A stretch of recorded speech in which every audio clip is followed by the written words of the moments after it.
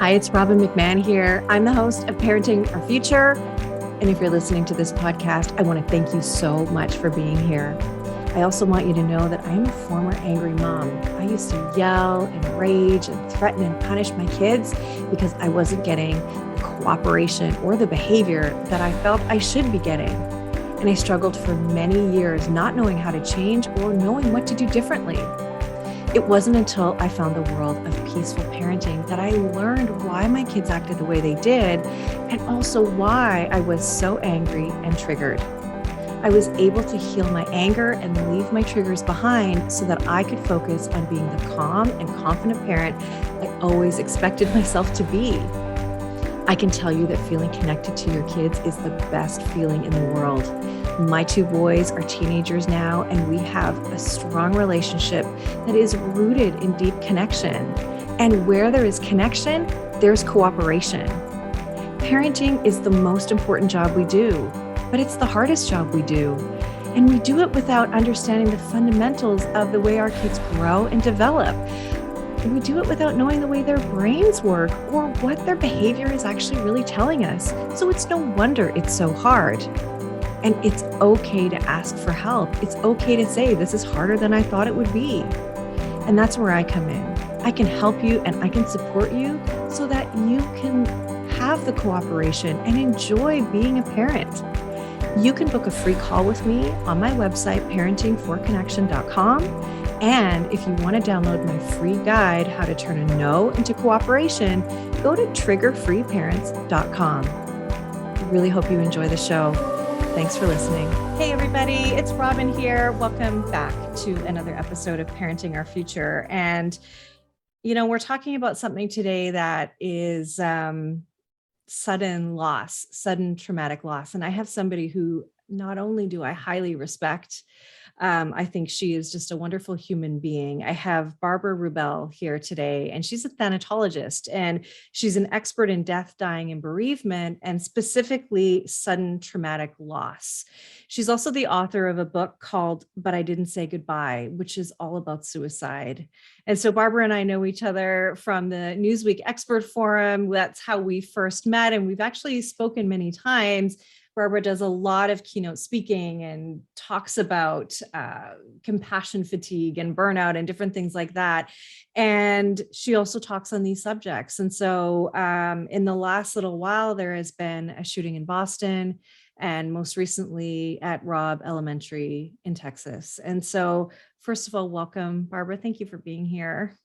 Oh, thank you for caring about these communities who are not only grieving, but they are traumatized. So thank you for what you do. Oh, that's so sweet of you. See, don't you love her already? So, can we talk about parents and what this does to parents? And I want to sort of preface it by saying, I remember my kids were probably 6 and 4, 7 and 4 when Sandy Hook happened. And I remember what that did to me. And so here we are again, and with these littles, right? In terms of the age of the kids. So can we talk about what does this do to parents? Well, we have assumptions about our world, basic assumptions. It's called an assumptive world. And we assume our car keys it's going to be where we left them in the morning, that our car will start. We have basic assumptions that we will have our coffee before we get to the office. Basic, simple assumptions. We never assume that our child is going to be gunned down at school. We cannot make those assumptions because then we could never leave the house. So how do we as parents leave the house when we are living with a shattered world?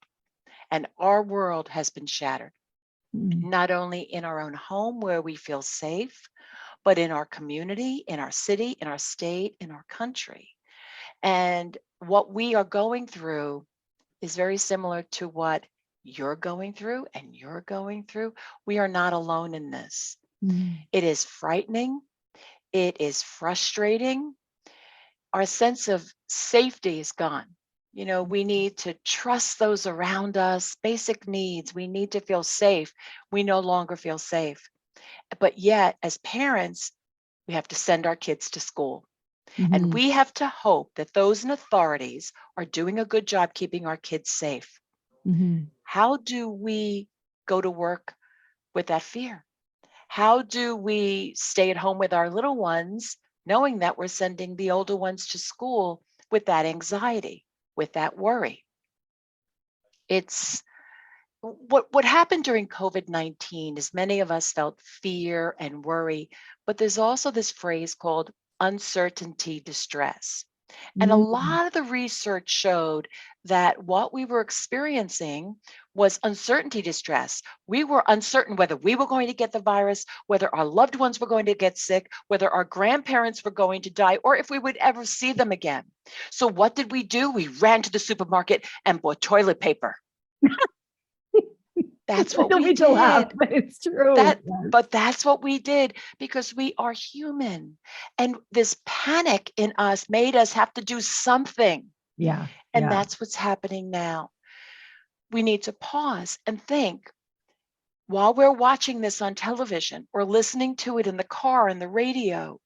What is this doing to us as parents? And how is what's happening to us impacting the way we're raising our children? And the way we feel towards our kids? We are holding them tight.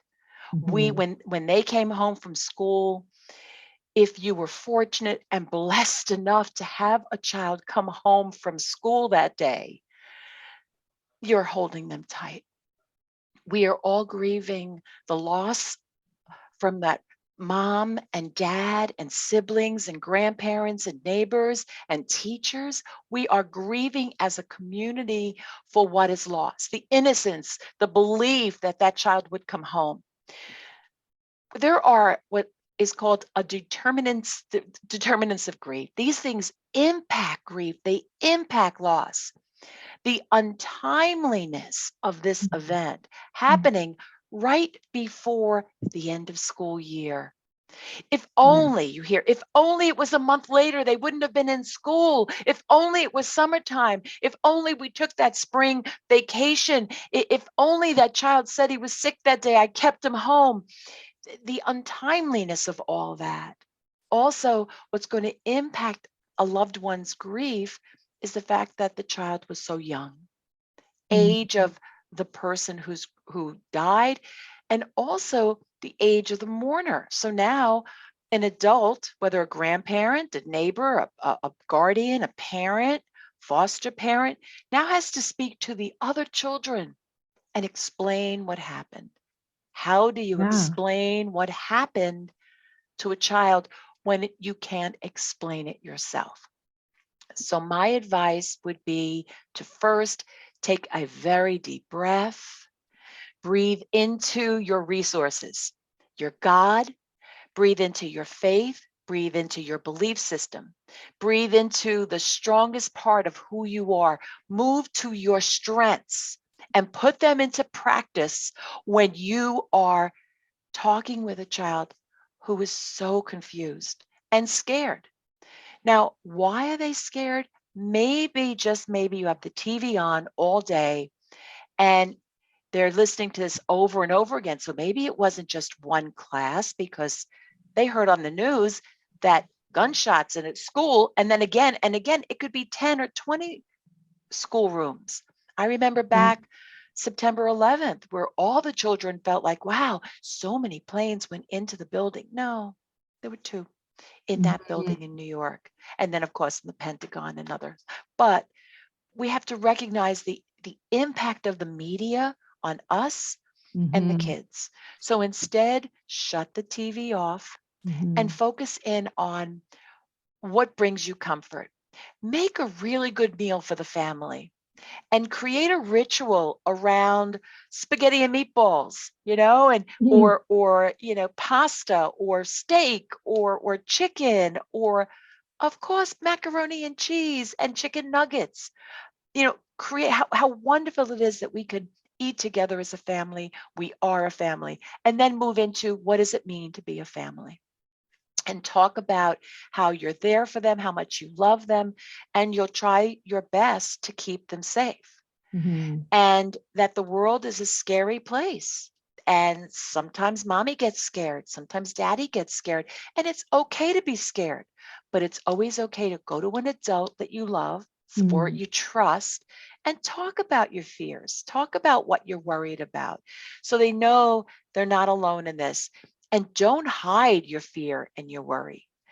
Show them that it's okay to express that, because if you don't open yourself up to allowing them to show you how they feel or think, then they're not going to talk to you, and they're going to be traumatized by this. This is a traumatizing thing. You know, children today, they're already traumatized by so much in life. You know, a lot of kids have what's called ACEs scores, and they're already traumatized. They're already bereaved. They may have lost a grandma, or their pet died.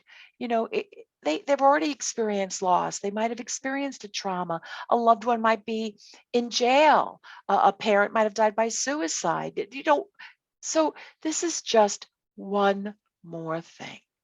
So what can we do? We have to recognize that we're grieving just as much as the family who experienced the loss. Why is it, if I don't live in Texas and I don't have an 8-year-old kid, and I don't know one person, tell me why yesterday I was hysterical crying watching television? I don't know those people. Why should I care? Because we are empathetic, we are compassionate, we are caring and loving people, and we recognize the innocence of these lives that are destroyed, and we feel for them. But in feeling for them, we are empathetic and compassionate, but it comes back to self-compassion. We need to be kind to ourselves when we're grieving for others, and love ourselves and utilize our greatest strengths. Like, for instance, my greatest strength is love of learning. So I'm constantly reading the research on loss, grief, bereavement, compassion, fatigue, and vicarious trauma, and work-life integration and all that.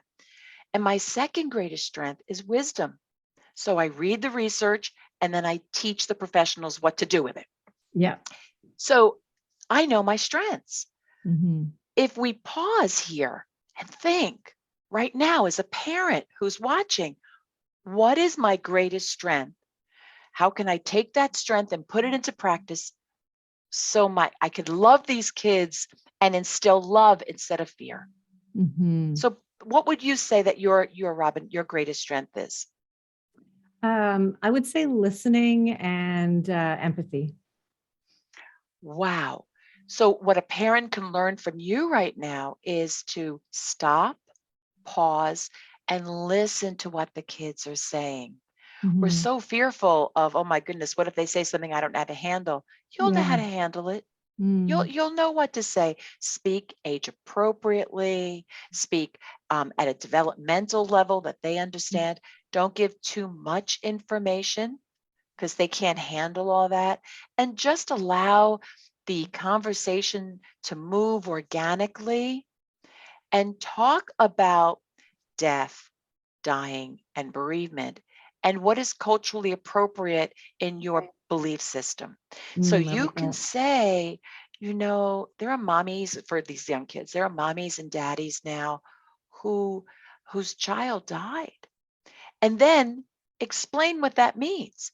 In our religion, in our culture, we believe, and whatever it is, you know, you might be a Jewish person who believes this, you might be a Christian, Baha'i faith, a Sikh, you know, what is it that you believe, and share your beliefs with them. Now, what's important about that is now you're educating them about a future loss.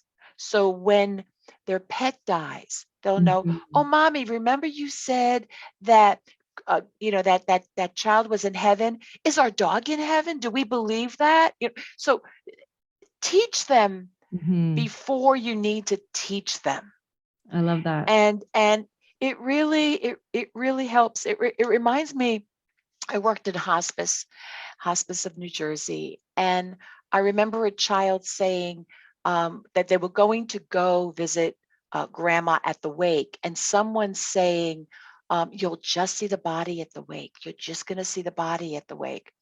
And then the child got to the funeral home and screamed out, "Oh my God, grandma has a head," because mommy said it was only going to be a body. Oh, yikes. Yes, So you have to exactly. be, yeah, so you Yeah. have to be very careful with your terminology and your words. Right. For instance, the child, all those kids died and they're all in heaven now. You can't say, well, they can watch you from heaven. They see you from heaven. They know. Now, are all those kids watching me do bad things? Are all those kids watching me Yeah. now when I say bad words? So you have to be very careful with how you approach heaven and loss, and just be very mindful of that. Oh, kids are going through a Yeah. hard time. But I think the parents, once you understand language and Mhm. once you understand to breathe and slow down and be respectful of the child, because they're going to ask you things that, we have no idea. It's Yeah. it's crazy. It's crazy situation. So just try to be comfortable with grief. Now, grief is the emotional, cognitive, behavioral, physical, and spiritual reactions to this loss. So Mm. what you're feeling, all those symptoms and reactions in your body, that's grief. Mm. You're bereaved because you lost something. You lost innocence, knowing that these children were killed. The person who had a child died. They are bereaved because that person robbed their child from them. That's why they're screaming on the streets. They couldn't go in. They wanted to go in to save their child, but their child was already dead. I do a lot of trainings for police officers. Mm. Both of my parents were police officers. And I just came back from Fargo, where I opened up the conference for the summit for female police officers in Fargo, North Dakota. Now, police want parents, of course, to be there and be present, but it is a police scene. It Yeah. is a crime scene. And you cannot have parents going in with, it's horrible to say, blood splatter and dead children. You can't have all these adults entering into that. It would be absolute havoc. Now, I have spoken to, I hate to say this, but hundreds of parents in the Mm. past 30 years who were so angry with the police who would not allow them to go into the room where their dead child was because they shot themselves. Oh gosh. But did they shoot themselves? Well, that's my house. Let me in. That's my child. But is it it's a crime scene. Was it a homicide? Was it a suicide? So the police are doing their job to protect the scene. So whoever murdered those children will make sure that it's a crime scene that is not dirtied in any way. Well, and That's what they have to also do. you can't unsee that. And I think that's the hardest thing. That is not the way you want to see your child. And especially in a shooting like this, where No. the ammunition is meant for war. And this is, these are young children. It is just not something you want to see. So you have such a beautiful way of explaining all of this, and so I like to sort of recap what I heard you say, and that is that that first of all, we start out with assuming that like this won't happen, and then it does happen, and we feel that shattered. I think we feel shattered. The world feels shattered. The world is, like you said, shattered right now. And that our sense of safety feels gone. And I remember feeling that 10 years ago, and I was shocked to hear my youngest son, say that when he goes into a classroom, and he struggles going to school, actually, which has been a whole thing that we've been working with him on. And he says he always looks for the exits. And we're in a country where we don't have very many guns, and it's extremely difficult to get a gun. And I just think, wow, like that's pretty deep, that kind of, just that awareness. it's surprising to me. So there's that, and then the uncertainty distress that you said makes so much sense, right? And the grief that you're going through is the loss of the innocence, the loss of the age of the children, the loss of the safety, the unfairness of it, right? The cruelty of it, the injustice. And then you did say explaining to your child. And that's sort of where I wanted to say a couple of things too, because when you're not explaining what's going on with your kids, just like what you said, and I didn't know this until you just said it, but that our kids start to make up their own ideas of what happened. Like you said, they said 10 airplanes went through the building. No, it was 2. You just kept seeing the same reel over and over and over and over again. And kids make up what that means to them unless somebody sits them down and tells them. And I just love what you said about the actual talking about death. And that is, this is what death means to us. This is what we believe, right? And to be careful of your language too, because you're right. Oh, they can watch over us from heaven. Whoa, are they watching me do this? Are they watching me go poo? Are they, you know what I mean? Like, that's what kids are going to say. They're going to ask that. And so, yes, really be careful. And so maybe you what I always suggest too, is you gather yourself first. How am I going to say this? What am I going to say? Am I being clear? And being open to revisit the topic. Oh, you know what? Should have said it this way instead. And then also one more thing is to name your feelings. Like, I am sad. I'm really sad. Makes me feel sad. But I also think we need to say to our kids, and, we have so many protectors.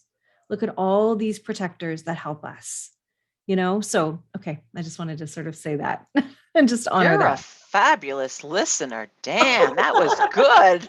I was like, yeah, I said that. I did say that. Yeah. I take notes as you talk too. So I appreciate that.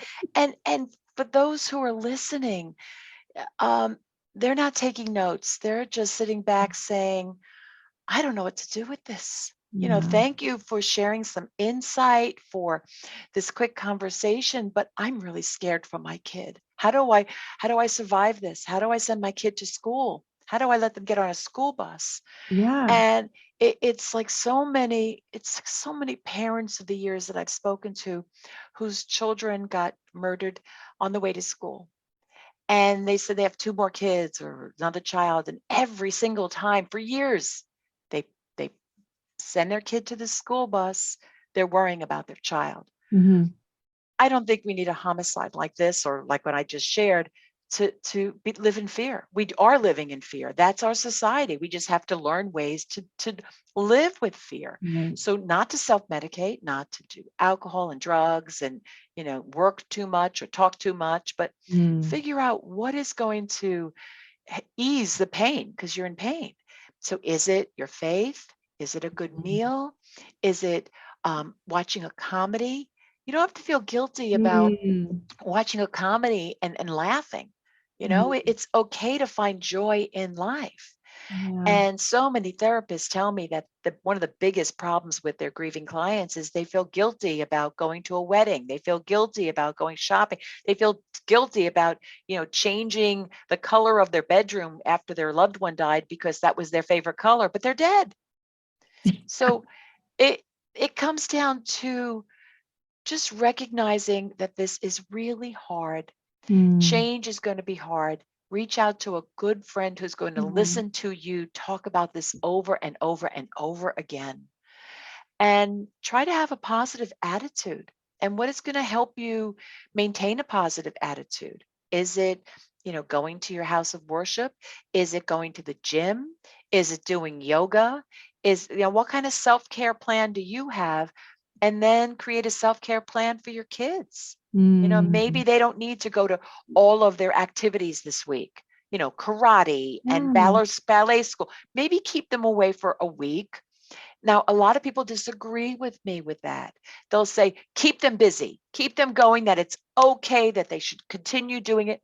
And I feel like if you're anxiety ridden and they're anxiety ridden, why not keep them home with you and create a ritual a good meal, put a great movie on, and show them that, we're grieving right now. We're like basically having our own little wake for that family. We're creating a ritual. Right. I'm not sending you to ballet because I'm scared you're going to be Yes. murdered. No, I'm here with you as a loving parent, and we are sad for the mommy and daddy who are grieving and sad for that little child. So we're going to stay home together and think of them and enjoy life in their memory. Beautiful. A lot of people disagree with me. Well, I think as long as it's not rooted in fear, Yes. that's okay. It's a mourning ritual that you're creating, recognizing that we are impacted. Like I said, why was I crying watching that? Because I'm impacted. So if I was a little child watching that, then I would want my mommy to say, you know what, let's stay home tomorrow. Mommy's going to stay home from work and we're going to have our own wake. And we'll make cookies and we'll think of them. Maybe we'll even write a poem or draw a picture in their memory. And that'll make us feel better. And then we'll go to school and I'll go to work and ask permission. Is that okay? And they may say, no, I want to go to school. And okay, that's okay too. But, throw it out there. I love that. I love that. Putting a piece of creativity in there, I think, is so great because kids do make sense of their world through play, through drawing, through expression. And so I really love that. I think that's really beautiful. And I also really heard you say, notice what's also true. In other words, you said, look, there are other things that are true. It's okay to laugh. It's okay to enjoy things. And I think I feel, I'm going to just talk about myself for a second. Like, I do feel like, wow, I feel like it's so unfair for those people that I don't want to enjoy anything. Right. So I think that's a very normal thing. And I think you just really hit on something for me and for lots of people listening, is that we can't deny what is also true, that I do have my two boys here. They are okay. And I do, have a comfortable couch to sit in and snuggle them and make some cookies, those things, right? Those are also true for me. And I am at the same time also sad for those families and grieving that loss for them too, for myself. Yeah. So how do we make meaning out of this? How do you make meaning? How do you make meaning? How do I make meaning out of being in a hospital awaiting the birth of not one, not two, but three babies, about to give birth to triplets when my father killed himself? How do I make meaning out of that? Well, as time passed, I wrote a book, but I didn't say goodbye, helping families after a suicide.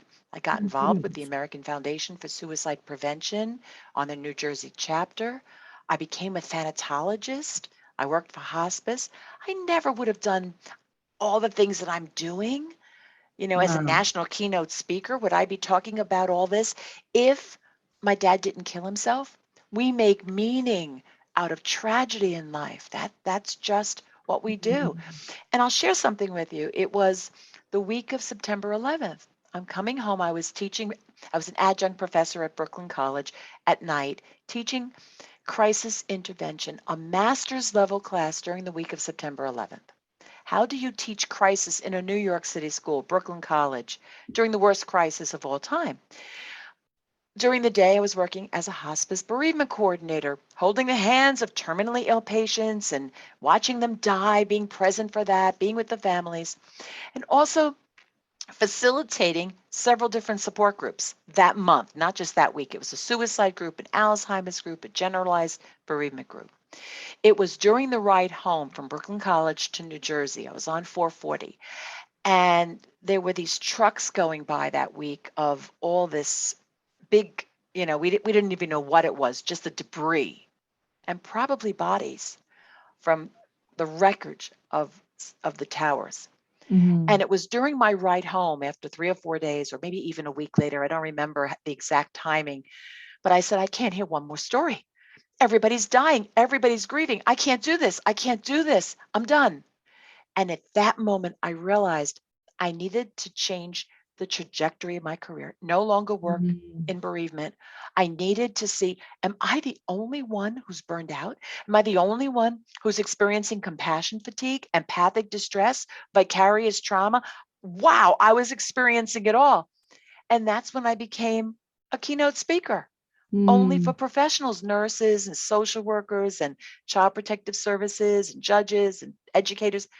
Because if they don't want to do the work anymore because they're burned out, who's going to take care of us? Who's going to take care of our kids? And so that's what brought me to my field. And I do really well. I do virtual trainings and keynotes all over the country. I'm booked till the end of next year. It's amazing. But why? Yeah, no, it's amazing. But it's not because I'm such a great keynoter. It's because I'm talking about suicide and homicide and car crash and drug overdose and dying children and trauma. We need to be trauma informed. We need to be bereavement informed and vicarious trauma informed. And I'm in every lane. So that's why I'm doing so well. And it's, I feel like sometimes an ambulance chaser, it's like, God, I'm doing so well because there's such trauma in the world. All the organizations I go to are trauma informed.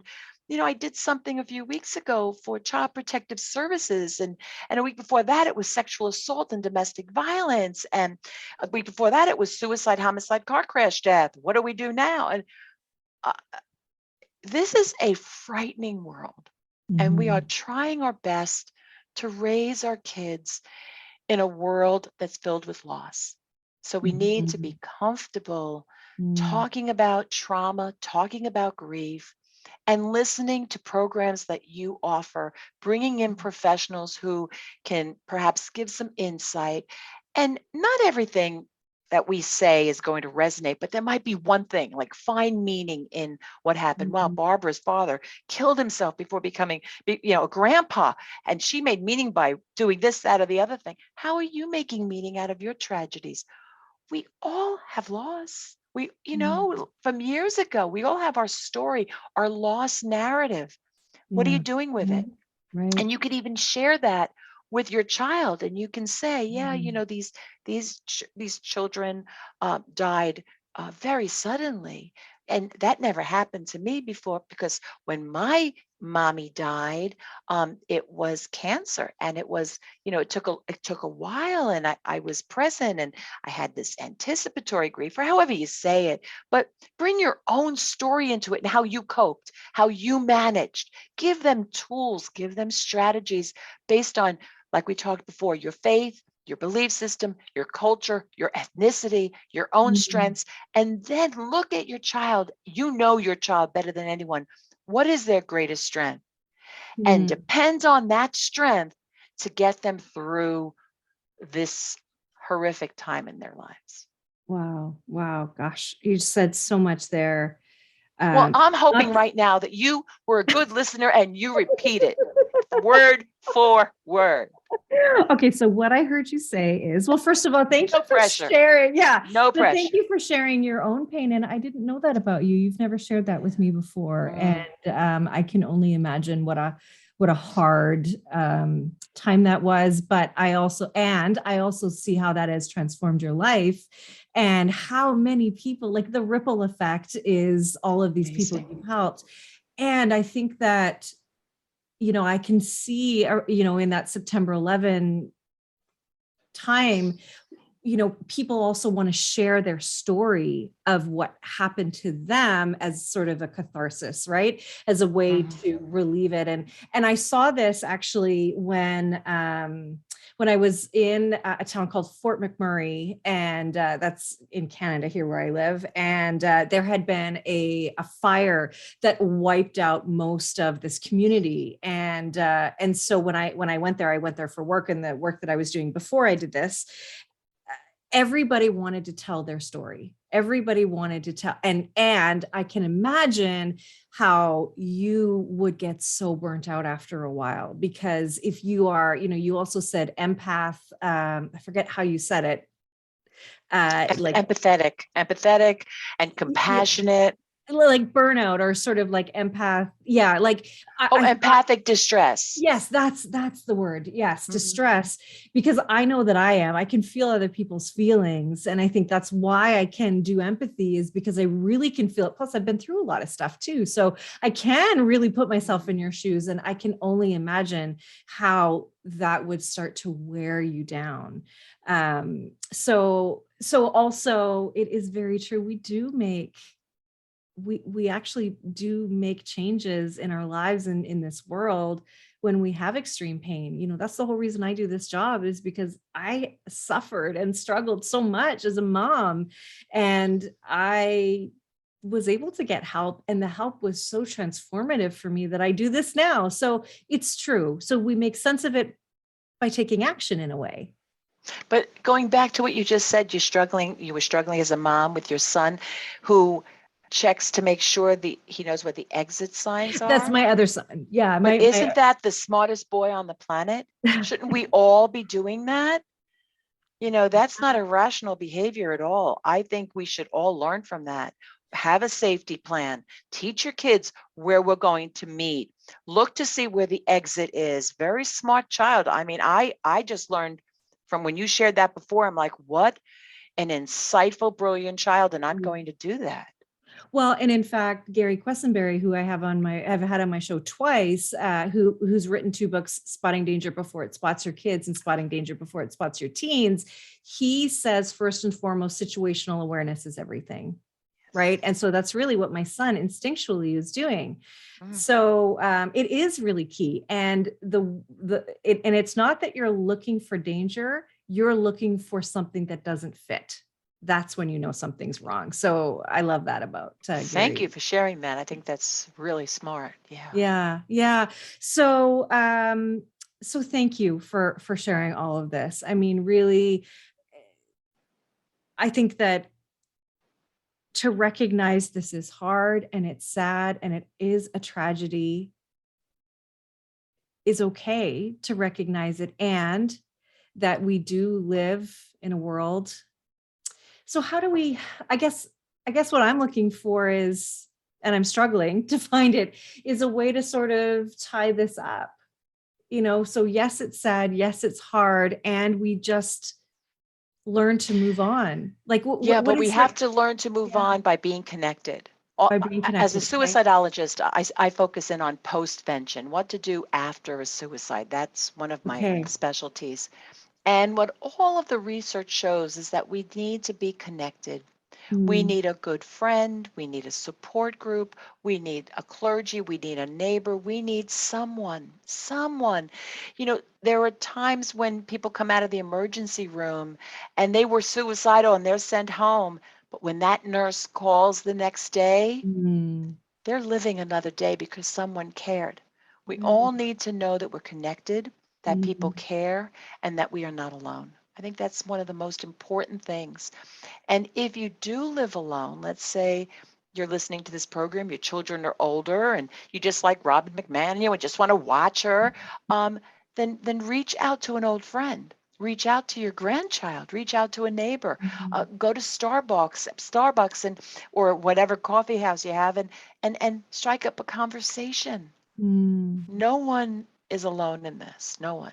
Wow, that's really beautiful. So connection is everything. I mean, I believe it. That's why my company is called Parenting for Connection.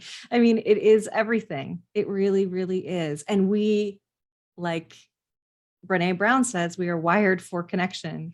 Yeah, right? I love her. Yes. Yeah, me too. Oh my goodness. Well, I feel better having talked to you. I have to say, I think that we need to hear that we have permission to feel okay, that we can laugh and we can enjoy life even in the face of this. And 2 things can be true. We can be sad and we can watch a funny movie, to say it so plainly. Yeah. And so if you're struggling, it's to reach out to someone, ask for help, find a way to connect with someone. Even online, it could be virtual. There are plenty of groups online. You're not alone. And if you have a child and you want more information, reach out to the Dougie Center, online. Dougie Center is right there for parents and children, and look for support in your local community. I'm a member of ADEC, the Association for Death Education and Counseling. So if you want to learn more about grief and loss, go to your local library and get some books out on helping kids who are grieving.